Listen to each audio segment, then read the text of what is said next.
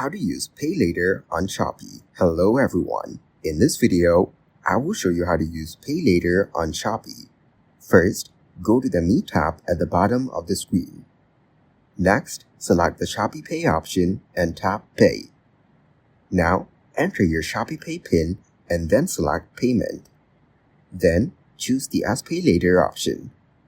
After that, choose your desired installment plan suitable for you. For the Customer Scan business, go to the Me tab. Next, select Shopee Pay and then select the Pay option.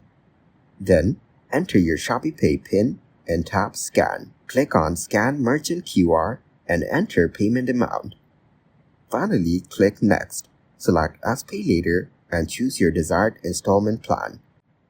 Thank you guys for watching this video. Hope you got some value. Make sure to like the video and subscribe to the channel to get notified of new videos. See you in the next one.